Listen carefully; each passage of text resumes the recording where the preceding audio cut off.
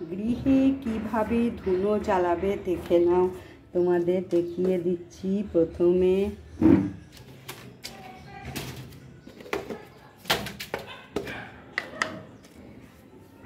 দেখো, কর্পূর নিলাম একটা, এবং ধুনো আর ঘি দিয়ে লবঙ্গ দিয়ে নিলাম, ফুলযুক্ত লবঙ্গ।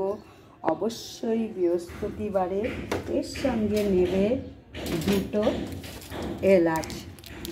এলাচ নিয়ে অবশ্যই সারা গৃহে ধুনো জ্বালিয়ে দেবে। তারপর তোমার গৃহে দেখবে চমৎকার। এইভাবে যদি ধুনো দিতে পারো সারা ঘরে, তোমার গৃহে আর কোনো রকম নেগেটিভ এনার্জি থাকবে না। এইভাবে প্রতি বৃহস্পতিবার, মঙ্গলবার, শনিবার তুমি যদি দিতে পারো ধুনো, দেখো দুটো এলাচ এবং কর্পূর দিলে খুব সঙ্গে সঙ্গে ধুনোটা জ্বলে যায়, তোমার ধুনো জ্বালাতেও কষ্ট হবে না। দেখো ধুনো জ্বালিয়ে দিলাম এবং সারা ঘরে আমি এই ধুনোটাকে জ্বালিয়ে দেবো।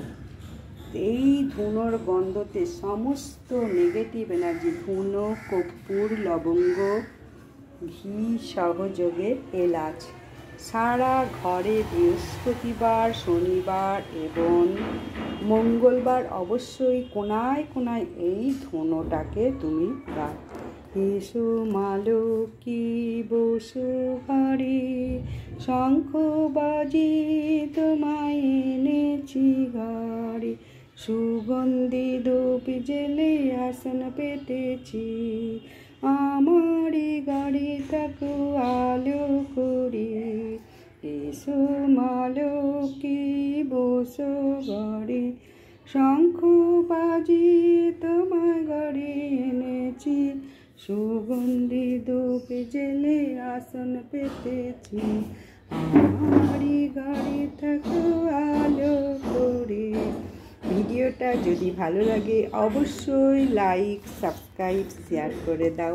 আমার পুজো পাঠ কেমন লাগলো আজকে তোমাদের। এখন আমি তুলসী গাছে যাব, তুলসী গাছে দুধ অর্পণ করব, ভোগ নিবেদন করব এবং অবশ্যই আমি ধূপ দীপ জ্বালাবো, জল দেব।